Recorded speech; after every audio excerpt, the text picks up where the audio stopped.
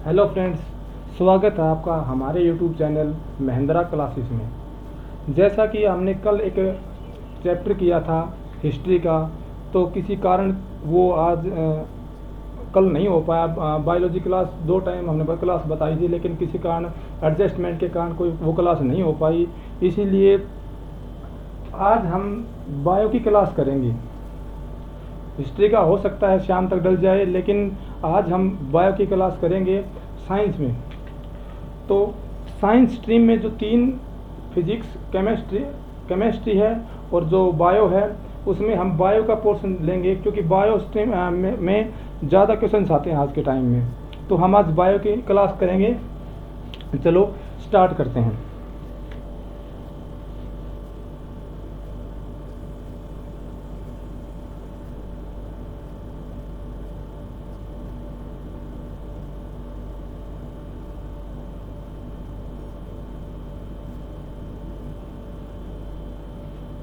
इसको हम हिंदी में कहते हैं जीव विज्ञान।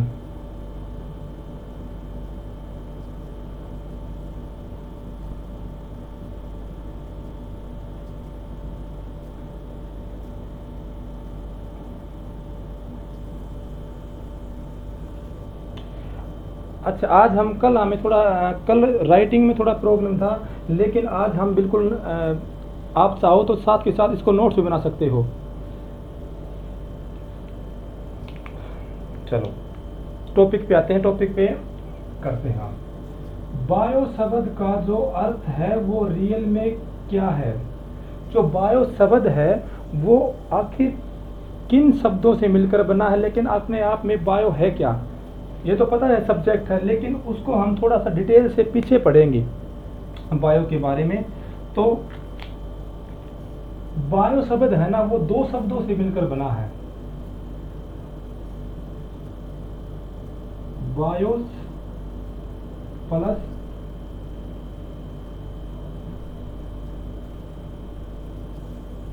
लोगोस, ये जो 2 शब्द हैं, इनसे मिलकर के बायोलॉजी शब्द बना है।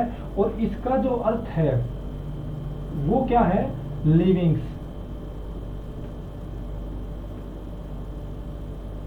और जो इसका जो अर्थ है वो क्या है? टू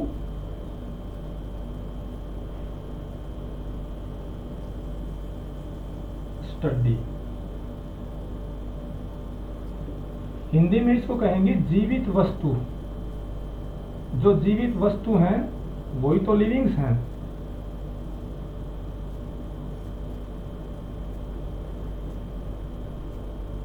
और इसका मतलब होता है अध्ययन करना, यानी कि अध्ययन।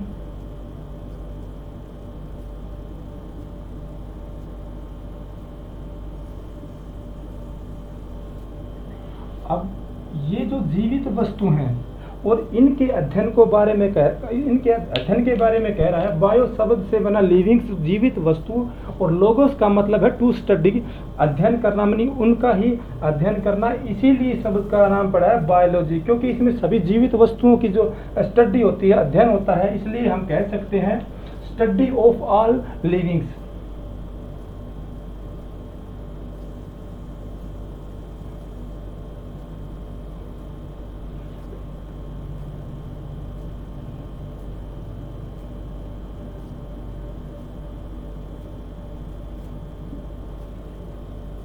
सभी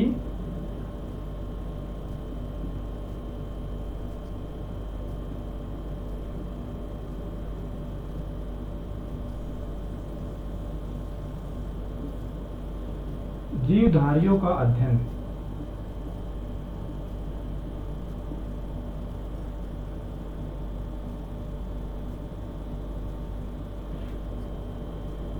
जिस सब्जेक्ट में हम सभी जीवधारियों का अध्ययन यानी कि स्टडी करते हैं, उसी सब्जेक्ट को कहा जाता है बायो। लेकिन ये बायो शब्द भी कहीं से आया होगा। ये बायो शब्द किसने दिया था? 2 वैज्ञानिक थे, जर्मनी से और फ्रांस से।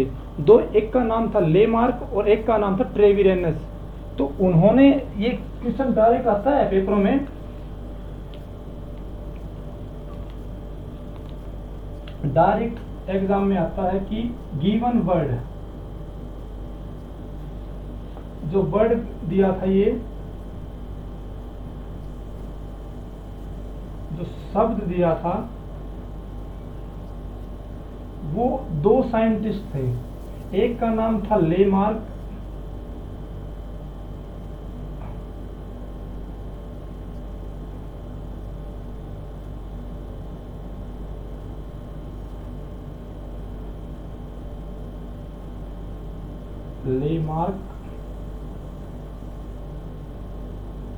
और दूसरे का नाम था ट्रेविरेनस।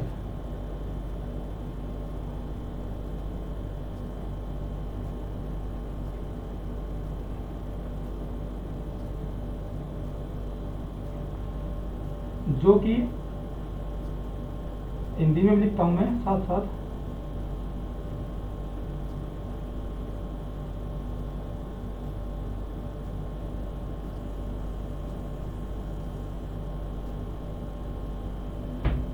और ये था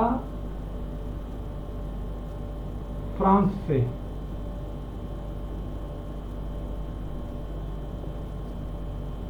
और ये था जर्मनी से।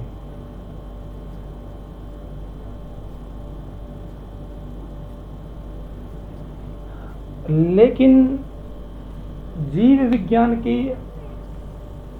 जो सब्जेक्ट है, उसके संदर्भ में जो ज्यादा अध्ययन किया है वो किया है अरिस्टोटल, अरस्तु ने। एक साइंटिस्ट है अरिस्टोटल, उसने इसका ज्यादा अध्ययन लगातार किया है। तो इसके कारण हम बायोलॉजी का जनक, फादर ऑफ बायोलॉजी, हम अरस्तु यानी कि अरिस्टोटल को कहते हैं। ये क्वेश्चन भी कई बार एग्जाम में आ चुका कि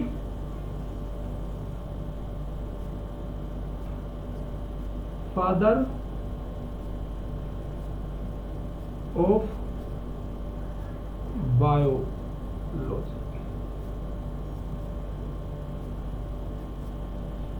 ये था अरिस्टोटल।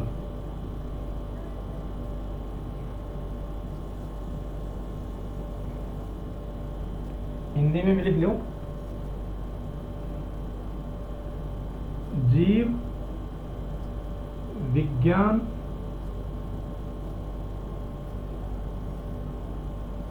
का पिता।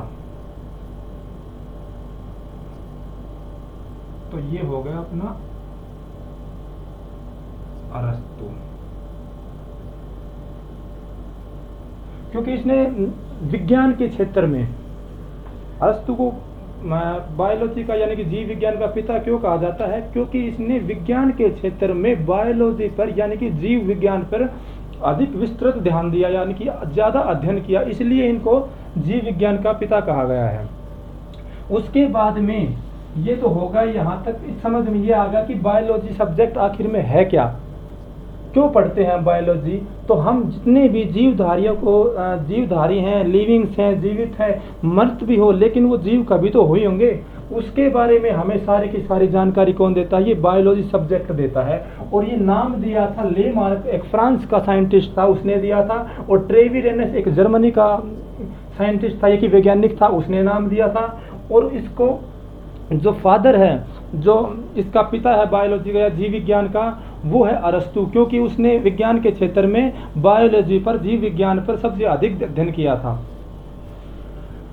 इसके बाद में बायो को 3 भागों में डिवाइड किया है।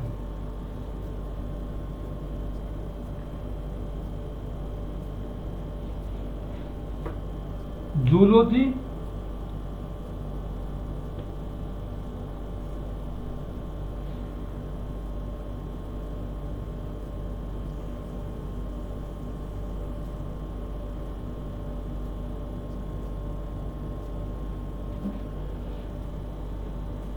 और माइक्रोलॉजी। हिंदी में इनको कहते हैं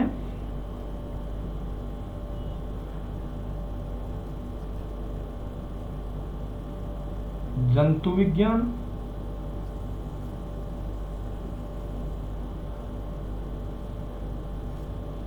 इसको हम कहते हैं वनस्पति विज्ञान।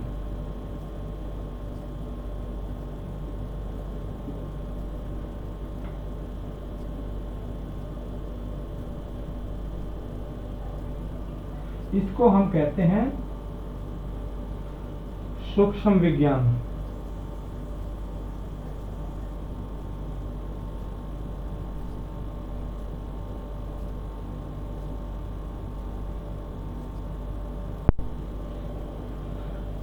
और इनमें जो स्टडी की जाती है जीव विज्ञान में, अब इसको बारे में समझेंगे हम कि आखिर में जूलॉजी, बॉटनी, माइक्रोलॉजी ये क्या है। तो इसमें जो अध्ययन किया जाता है वो स्टडी ऑफ एनिमल्स है, क्योंकि जंतुओं का अध्ययन होगा ना जो, क्योंकि इन स्टडी ऑफ एनिमल्स।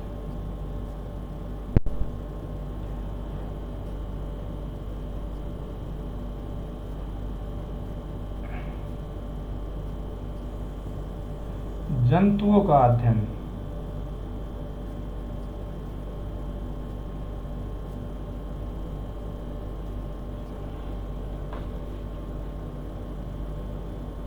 इसमें स्टडी ऑफ प्लांट्स,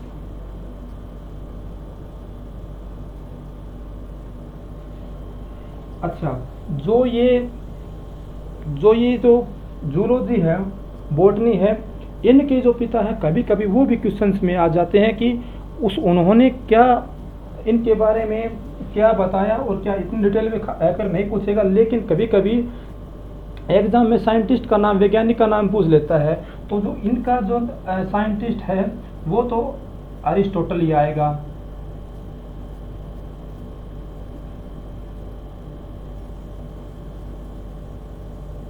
अरस्तु।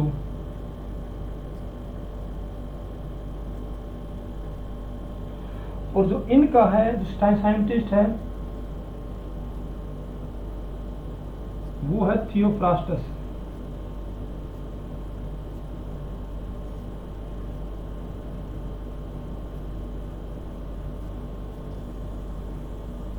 जो बॉटनी का जो है वो थियोफ्रास्टस है, और जो जूलॉजी का है वो अरिस्टोटल ही है, और इसका है ल्यूवेनहॉक।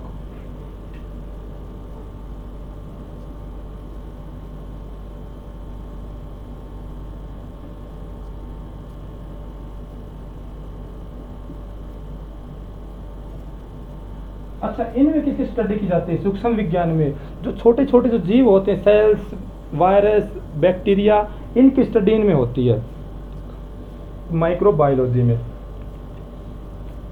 अब अरिस्टोटल ने अपनी बुक हिस्टोरिया एनिमेलिया में लगभग 500 जंतुओं का अध्ययन यानी कि वर्णन किया है। उसमें एक बुक है, लिख में देता हूँ मैं साइड में इसका बुक, क्योंकि ये बुक कभी कभी जो CHSL के एग्जाम होते हैं उनमें डायरेक्ट आ जाते हैं। अब जो हिस्टोरिया एनिमेलिया बुक है उसके रचयिता है, उसको किसने लिखी वो बुक, ऐसे ऐसे क्वेश्चन आ जाते हैं, तो लिख लो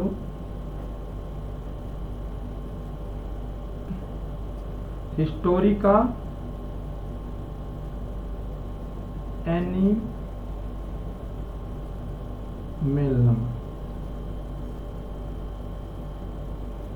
हिस्टोरिका एनिमेलम ये बुक है, और ये इन्होंने लिखी थी। लगभग 500 जंतुओं का इसमें वर्णन किया है।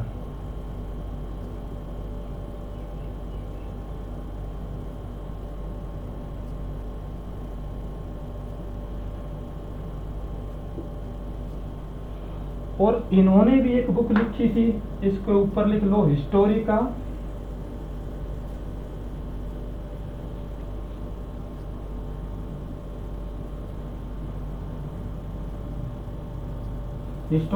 प्लांटेरम।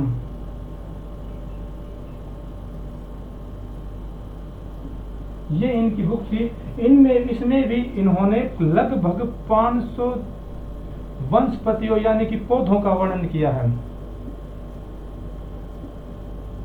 500 पौधों का यानी कि 500 प्रकार की वनस्पतियों का इसमें वर्णन किया है। ये थी हमारी पूरी बायो में सीक्वेंस, क्योंकि कैसे बायोलॉजी 3 पार्ट हैं, बायोलॉजी शब्द दो शब्दों से मिलकर बना है, जो कि एक बायोस है, एक लोगोस है। और बायोस का अर्थ होता है लिविंग्स और लोगोस का अर्थ होता है टू स्टडी। और लिविंग का जीवित वस्तु, लिविंग्स को हम जीवित वस्तु कहते हैं। टू स्टडी अध्ययन करना, और स्टडी ऑफ ऑल लिविंग सभी जीवधारियों का अध्ययन को ही हम क्या कहते हैं, बायोलॉजी कहते हैं। Biology divide into 3 parts. Biology भी 3 पार्टों में डिवाइडेड है, जूलॉजी, बॉटनी, माइक्रोलॉजी। और इसको हिंदी में कहते हैं जंतु विज्ञान, वनस्पति विज्ञान, सूक्ष्म विज्ञान। और इसमें जो स्टडी होती है वो केवल जंतुओं की होती है, और बॉटनी में जो स्टडी होती है वो पेड़ पौधों वनस्पतियों की होती है। और जो माइक्रोजोलॉजी है उसमें सूक्ष्म विज्ञान का, जिसमें छोटे छोटे वायरस, बैक्टीरिया, इनकी स्टडी होती है, सेल्स वगैरह, कोशिका, जो छोटी छोटी कोशिका होती हैं उनकी। जूलॉजी के जो पिता हैं वो कौन है, अरिस्टोटल है। थियोफ्रास्टस बॉटनी के पिता हैं। ल्यूवेनहॉक माइक्रोलॉजी के पिता हैं। इसमें इन्होंने, अरिस्टोटल ने अपनी एक बुक लिखी थी जो हिस्टोरिया एनिमेलम है, हिस्टोरिका एनिमेलम है। उसमें उसने 500 जंतुओं का वर्णन किया है। और जो बॉटनी के जो फादर हैं थियोफ्रास्टस, उसमें उसने अपनी बुक में हिस्टोरिका प्लांटेरम में 500 पौधों यानी कि 500 वनस्पतियों का वर्णन किया है। ये थी यहाँ हमारे यहाँ तक की बायो का पोर्शन, जो छोटे छोटे क्वेश्चन इसमें भी डायरेक्ट पूछ लिया जाता है। अब हम इसके बाद में आगे चलेंगे। आज हम पहला चैप्टर करेंगे डाइजेस्टिव सिस्टम। तो उसकी शुरुआत करेंगे आज, बिल्कुल शुरुआत से करेंगे।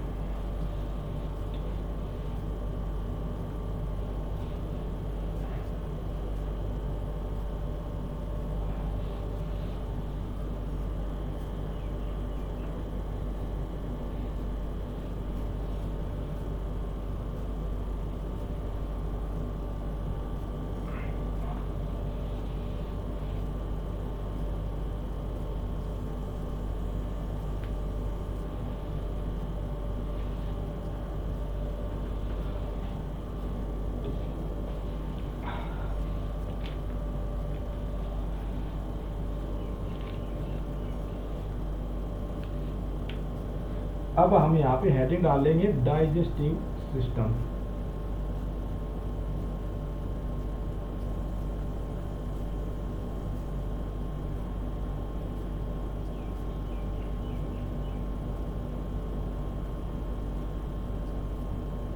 इसको हम हिंदी में कहते हैं पाचन तंत्र।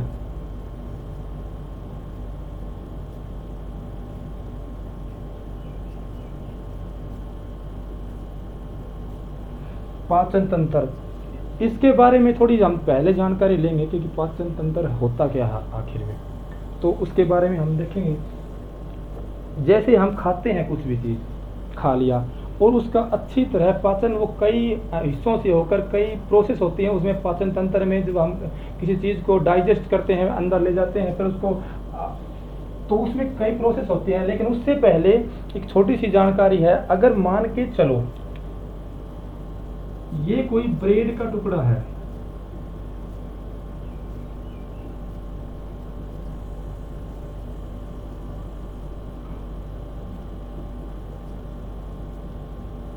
यानी रोटी का टुकड़ा लगा लो, आप ये कह लो रोटी का टुकड़ा है, रोटी है हमारी है।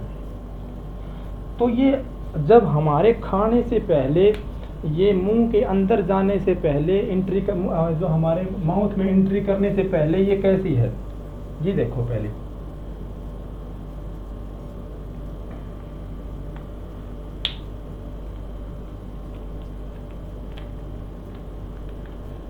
ये कैसी है, तो ये कॉम्प्लेक्स है।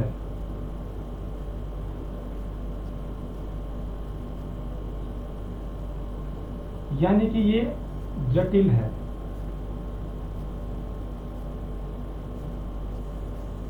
खाने से पहले जटिल है, तो कॉम्प्लेक्स है। तो ये क्या वाटर इनसोल्युबल है, वाटर सोल्युबल है ना, वाटर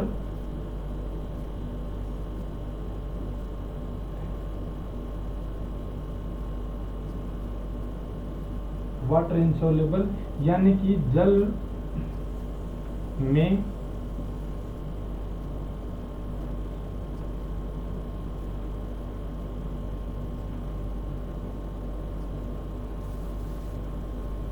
जल में अघुलनशील है, तो क्या हमारी बॉडी इसको एब्जॉर्ब कर पाएगी? अवशोषण होगा हमारे इसमें रोटी का हमारे अंदर अवशोषण नहीं होगा। तो हम लिख सकते हैं यहाँ पे डू नॉट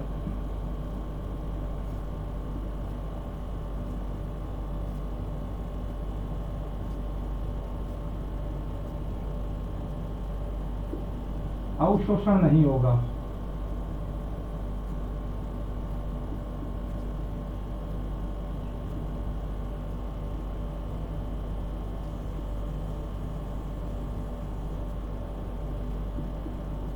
जब इसका अवशोषण ही नहीं होगा तो क्या हमें एनर्जी मिलेगी? तो डू नॉट गिव एनर्जी। तो फाइनली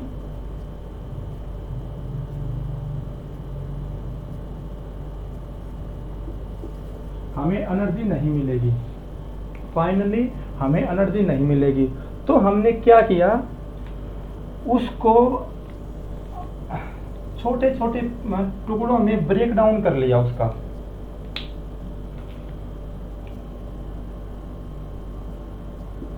छोटे छोटे टुकड़ों में उसको ब्रेक डाउन कर लिया।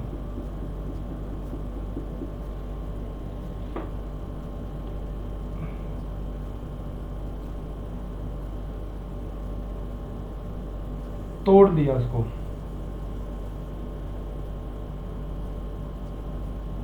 तोड़ने पर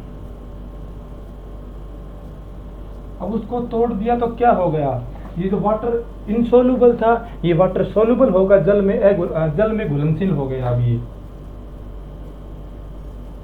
वाटर सोल्यूबल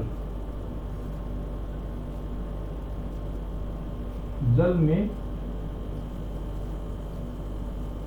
घुलनशील। अब जल में घुलनशील हो गया तो क्या अब ये एब्जॉर्ब कर पाएगी इसको बॉडी? हाँ, अब क्योंकि अब ये पहले कॉम्प्लेक्स था, अब ये हमने किस में चेंज कर दिया, सिंपल स्ट्रक्चर में। जब ये हमारा फूड शुरुआत में कॉम्प्लेक्स था तो ये वाटर इनसोल्यूबल था, तो हम do not absorb by body, हमारे जो शरीर हमारा शरीर इसको अवशोषण नहीं कर सकता था उस टाइम पे। तो फिर अवशोषण ही नहीं होगा तो क्या हमें उससे एनर्जी मिलेगी? एनर्जी ऊर्जा नहीं मिलेगी। तो हमने क्या किया, इसको ब्रेक डाउन कर लिया, इसको तोड़ दिया। पहले ये हार्ड था, कॉम्प्लेक्स था, उसको हमने सिंपल में कन्वर्ट कर लिया। उसके बाद में ये वाटर सोल्यूबल हो गया, छोटा छोटा होने के बाद में ये वाटर सोल्यूबल हो गया और अब हमारी बॉडी इसको आराम से एब्जॉर्ब कर लेगी, अवशोषण हो जाएगा इसका। तो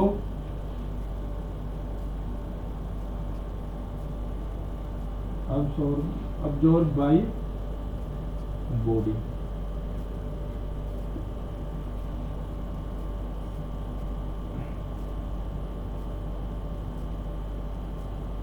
अवशोषण होगा, अवशोषण होगा तो अब हमें एनर्जी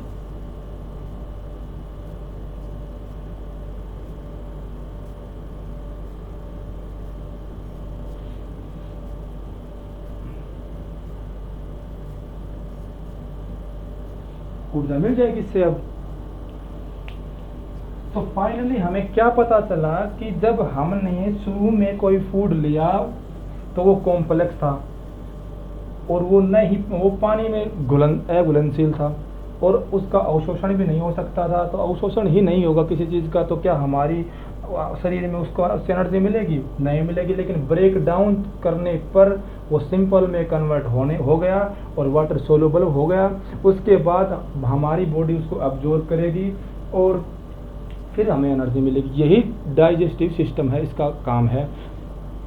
तो हम इसको हेडिंग भी लिख सकते हैं digestion is a process in which complex and water insoluble food convert into water soluble and simple food। पाचन वह प्रक्रिया है जिसमें हम जटिल पदार्थों और पानी में अघुलनशील पदार्थों को या भोजन को चेंज करते हैं। किसमें? साधारण और जल में घुलनशील में। इसको लिख सकते हैं हम, डेफिनेशन लिख लेते हैं इसकी।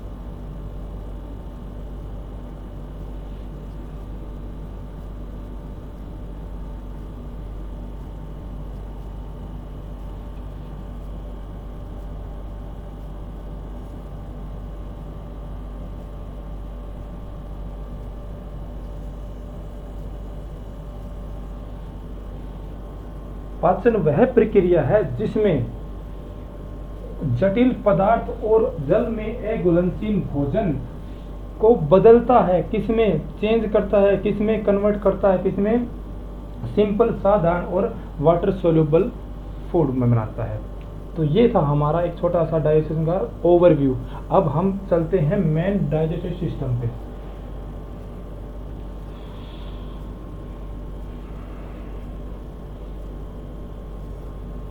साथ साथ आप नोट्स बनाते रहो इस पे।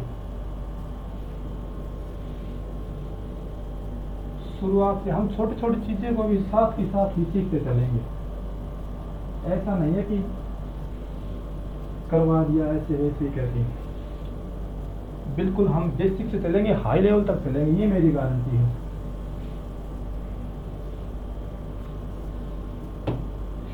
अब आ जाते हैं हम डाइजेस्टिव सिस्टम पे। तो डाइजेस्टिव सिस्टम शुरू करने से पहले इसमें दो भाग होते हैं डाइजेस्टिव सिस्टम के। यहां से कर लो। एक तो होता है, या दोबारा लिख लेते हैं ना,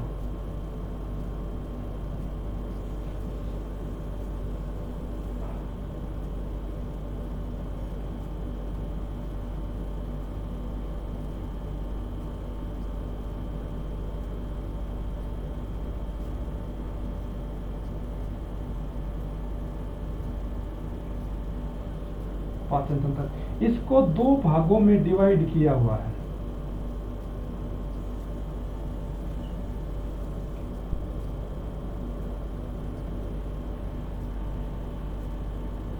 हम इसको पूरी डिटेल से पढ़ेंगे, बाय फिगर पढ़ेंगे इसको साथ। तो इसके जो दो भागों में इस सिस्टम को, इस तंत्र को रखा गया है।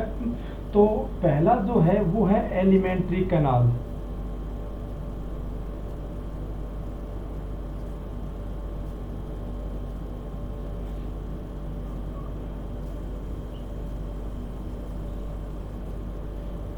इसको हम हिंदी में कहते हैं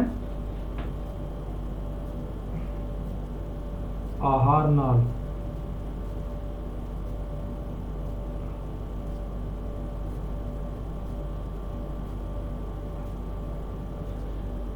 और इसमें आती है हमारी डाइजेस्टिव ग्लैंड्स।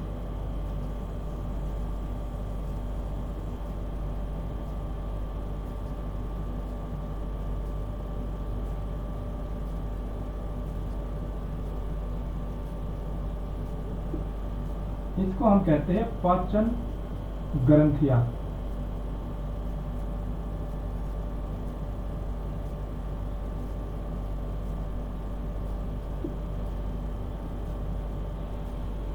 जो इसके अंदर जो है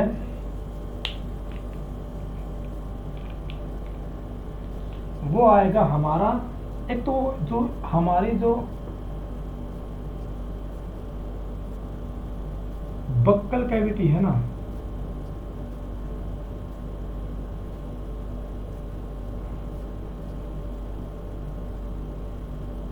जिसको हम मुख गुहा बोलते हैं, गुहा। ये एक आएगी हमारी इसमें इसोफेगस,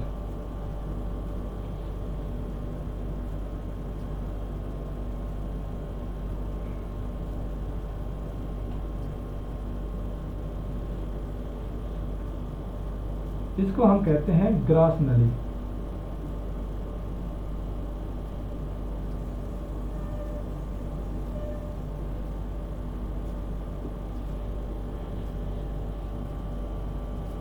एक आता है हमारा इसमें स्टमक,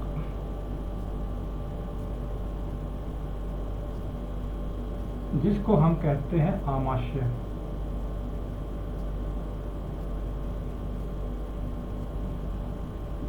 आमाशय मतलब पेट भी कह सकते हैं हम इसमें, इसको जो हमारा पेट होता है वो। अब आती है हमारी इंटेस्टाइन,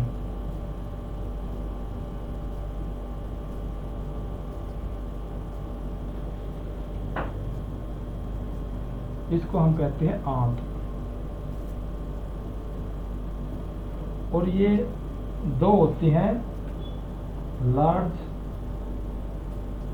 और स्मॉल। बड़ी, छोटी, ये इसके भाग है। और इसकी जो कंप्लीट जो लेंथ है ना, लेंथ साइड में लिख लो, ये भी कभी कभी क्वेश्चन में आ जाता है कि जो इसकी जो लेंथ है वो कम से कम 8 से 10 मीटर की होती है। 8 से 10 मीटर की जो पूरी की पूरी एलिमेंट्री कैनाल जो अपनी आहार नाल है वो 8 से 10 मीटर की होती है। इसके बाद में हम करते हैं इसमें आता है एक तो हमारी जो स्लाइवरी ग्लैंड्स है ना,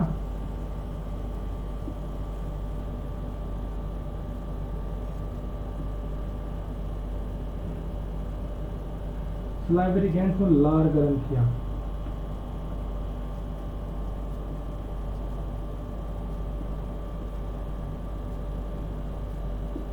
इसके बाद में है लीवर,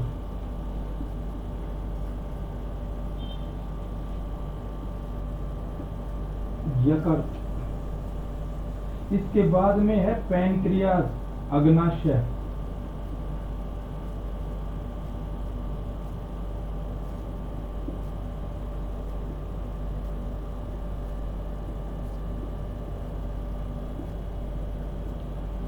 ये हमारे इस सिस्टम में, पाचन तंत्र में हमारा कार्य करती है बक्कल कैविटी। अब हम एक एक करके बक्कल कैविटी, इसोफेगस, एक एक करके हर चीज को पढ़ेंगे बाय डायग्राम से, फिगर से हम इसको पढ़ेंगे।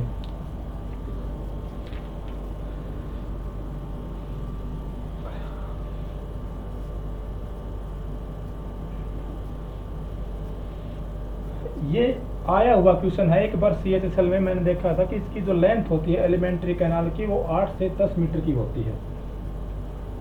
और ये हमारे भाग हैं एलिमेंट्री कैनाल के, और ये होती है हमारी ग्लैंड्स में, हमारी ग्रंथियों में। तो हम शुरुआत करते हैं आज बक्कल कैविटी से।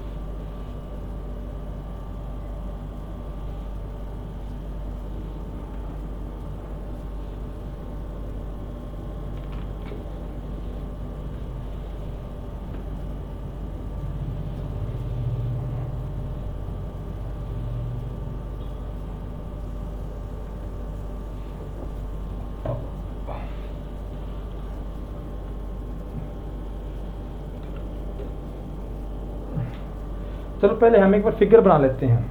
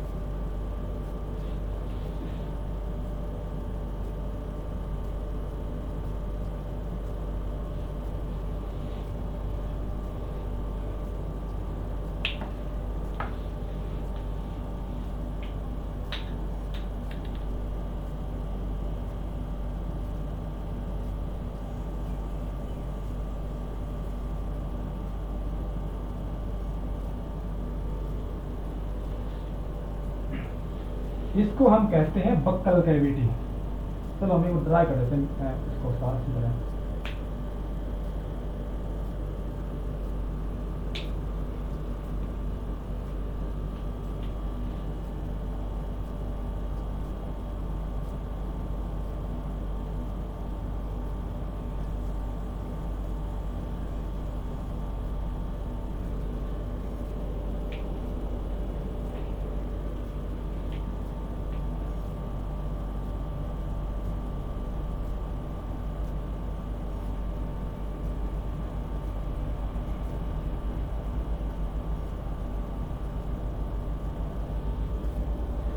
कटेगा है ना। चलो आज हम यहाँ तक कर लेंगे।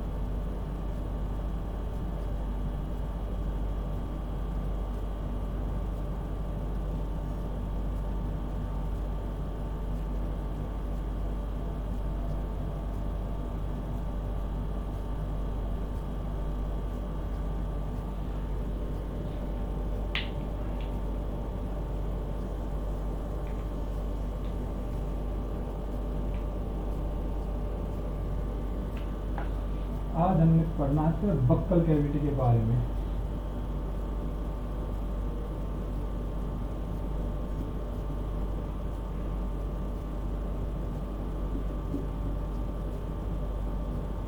यानी कि मुख गुहा।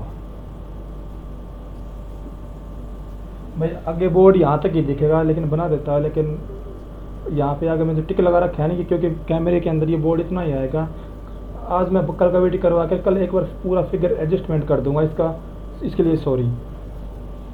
क्योंकि ये जो टिक्की जो बिंदी लग रही है ना, ये बिंदी है, यहाँ तक ही बोर्ड आ रहा है बस केवल। तो मुख गुहा,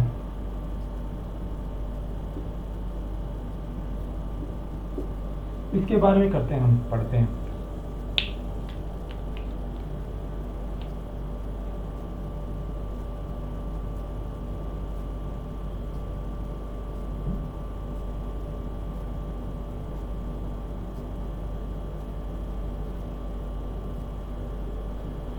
इसका फंक्शन क्या है, इसका कार्य क्या है मुख गुहा का?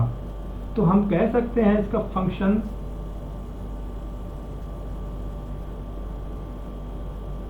यानी कि इसके कार्य,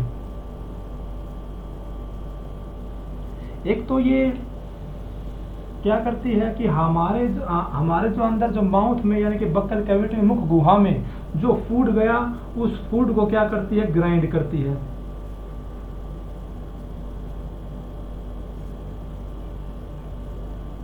फूड ग्राइंड करती है, प्लस जो सलाइवा होता है, जो हमारे जो मुंह के अंदर जो लार होती है, उसको क्या कर देता है, ये मिला देता है। तो मिक्स्ड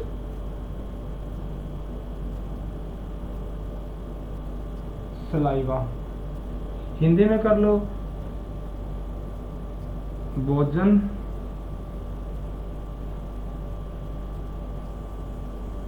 पीसना प्लस लार मिलाना।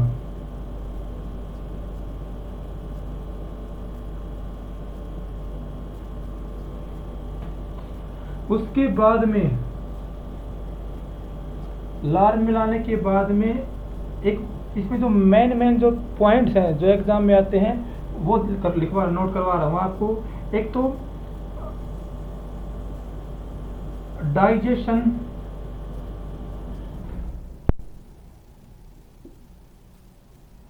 स्टार्ट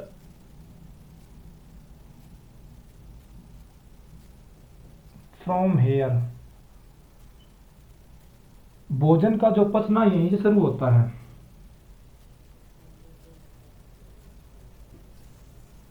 भोजन का पचना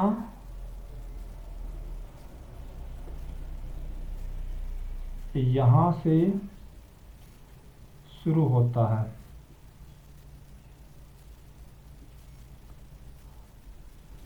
एक बात और नोट करना भाई, यहाँ से भोजन जो पचता है वो कंप्लीट नहीं पचता, यहाँ पे पार्शियल डाइजेशन होता है। तो हम ये एक बार नोट कर लेते हैं कि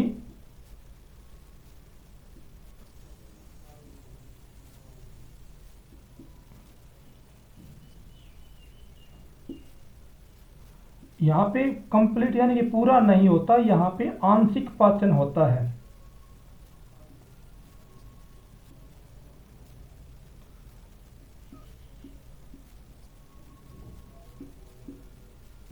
यानी कि 30%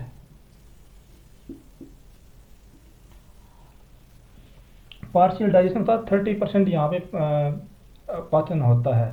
इसके बाद में ये क्या करता है, यहाँ पे जो स्टार्च होते हैं स्टार्च को चेंज यानी कन्वर्ट कर देता है माल्टोज में। और starch is a carbohydrate as a polysaccharide and maltose is disaccharide. तो जो ये स्टार्च होता है, जो ये मोनो पॉलीसेक्राइड होता है, उसको चेंज कर देता है किसमें, डायसेक्राइड में। तो ये मैं करवा रहा हूँ आपको।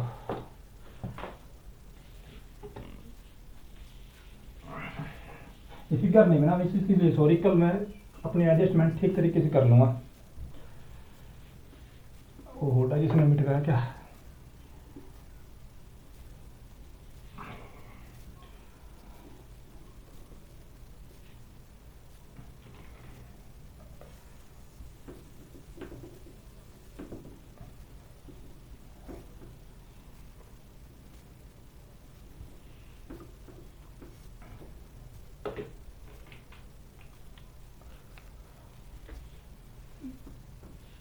जो ये एक तो काम करता है स्टार्च को चेंज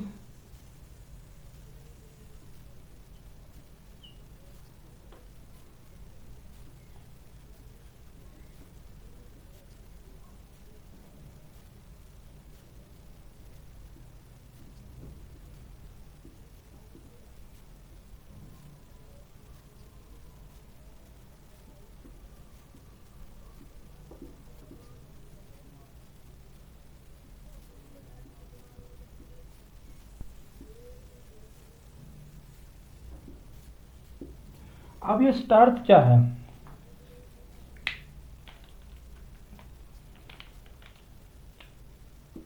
स्टार्च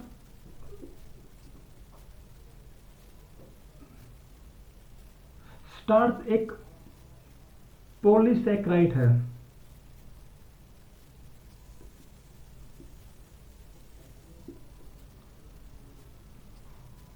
और जो माल्टोज है ये हम आपको अब आपको समझ में नहीं आएगा सैकराइड पोलोस ये मोनोसैकराइड, क्योंकि ये है कार्बोहाइड्रेट्स। और कार्बोहाइड्रेट जब हम न्यूट्रिशन चैप्टर पढ़ेंगे ना तब आपको समझ में आएगा। अब फिलहाल आप केवल नॉलेज के लिए ये देखो कि बस ये जो अपनी बक्कल कैविटी है ये स्टार्च को माल्टोज में कन्वर्ट कर देती है, स्टार्च को माल्टोज में कन्वर्ट कर देती है। और यहाँ से आगे प्रोसेस शुरू होती है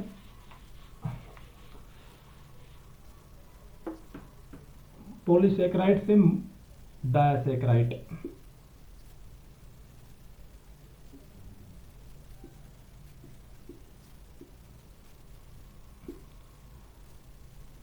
और ये दोनों क्या हैं,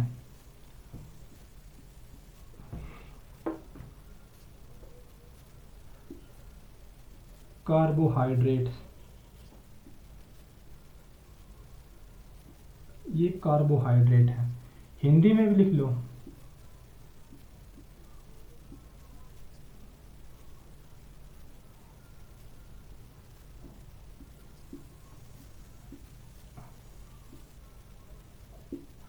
कार्बोहाइड्रेट्स हैं ये। और कार्बोहाइड्रेट्स कैसे होते हैं, मीठे होते हैं।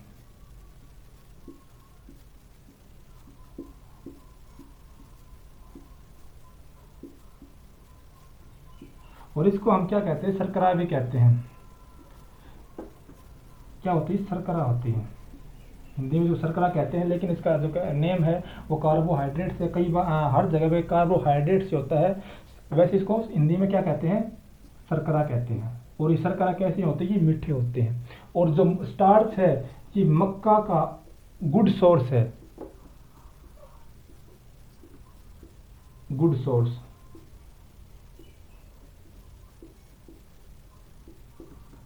गुड सोर्स है, गुड सोर्स ऑफ मक्का का। और कार्बोहाइड्रेट्स 3 प्रकार के होते हैं, ये भी लिख लो।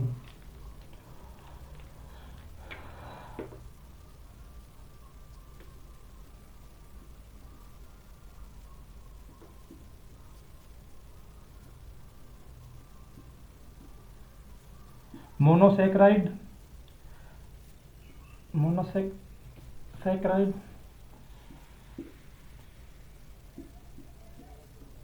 पॉलीसैकराइड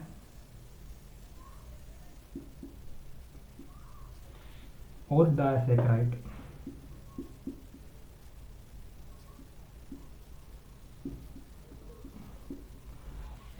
ये 3 प्रकार कार्बोहाइड्रेट्स होते हैं जो हम, ये कार्बोहाइड्रेट्स हमारे लिए क्यों आवश्यक है, क्योंकि प्रत्येक चीज़ में जो हम खाते हैं उनमें कार्बोहाइड्रेट्स होता है, किसी में माल्टोज के रूप में, किसी में स्टार्च के रूप में। तो ये हम तीनों कार्बोहाइड्रेट हम न्यूट्रिशन वाले चैप्टर में करेंगे। यहाँ तक केवल यही है क्योंकि क्वेश्चन में कभी कभी ऐसे आएगा, स्टार्च को माल्टोज में कहाँ बदला जाता है। तो शुरू में जो यहाँ है तो मक्कल कैविटी में, यहाँ पे स्टार्च में, माल्टोज में कन्वर्ट हो जाता है। तो यही है आज के लिए। कल हम यहीं से फिर दोबारा शुरुआत करेंगे, क्योंकि यहाँ पे आज फिगर नहीं आया, कम आया, लेकिन कल इसको शुरुआत से हम दोबारा से फिगर बनाएंगे और इसके बाद में हम आगे स्टार्ट करेंगे।